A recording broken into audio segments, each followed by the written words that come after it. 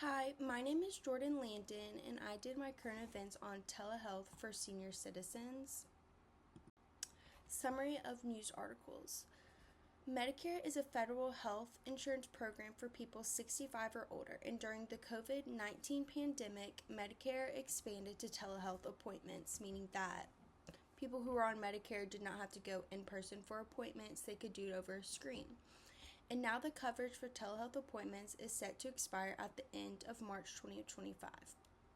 In my article, it focused on a senior citizen named Kay Peterson, and she is just one of only several senior citizens that is worried about this. Kay lives in an assisted living facility, has type 1 diabetes, and no longer drives. So if she needs to go to an in-person appointment, she is relying on her extended family to take her, but they live an hour away from her. If Congress does not act on this by April 1st, the rules before the pandemic will be reinforced. This means that telehealth appointments will only be covered if provided in person at rural medical facilities. This means people who are homebound or do not live anywhere near a doctor. What is the social problem and human rights issue? The social problem is that senior citizens are scared they will lose access to the only healthcare appointments they have. If Medicare stops covering the telehealth appointments, they may not be able to afford the appointments. This is impacting them and the social workers fighting for social justice. The human rights issues is that senior citizens are getting overlooked. For many, this is their only option for receiving health care. Some live in assisted living and some do not drive anymore. These people will lose their only hope for health care. Everyone should have access to the proper health care that is needed.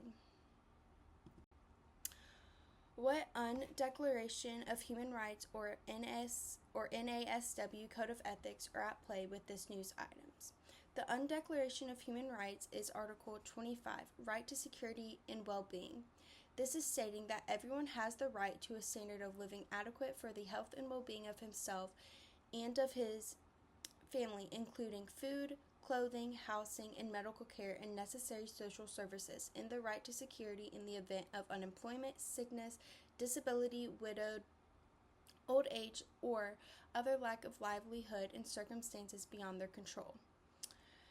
It relates to NASW Code of Ethics for Service and Social Justice. Social workers pursue social change particularly with and on behalf of vulnerable and oppressed individuals and groups of people.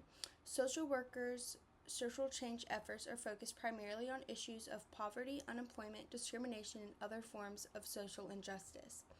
These activities seek to promote sensitivity to and knowledge about oppression and cultural and ethnic diversity.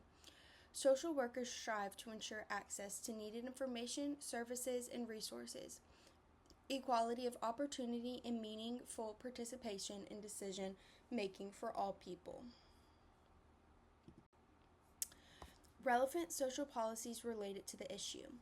So Medicare is actually a social policy, and it helps pay for medical services and supplies, including hospital care, nursing care, doctor's fees, and drugs. To qualify for Medicare, you must be 65 or older, and if you are younger than 65, you must be receiving the Social Security Disability Insurance benefits.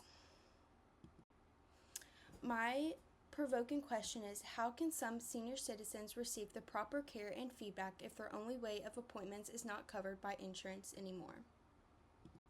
And then these are my references. Thank you.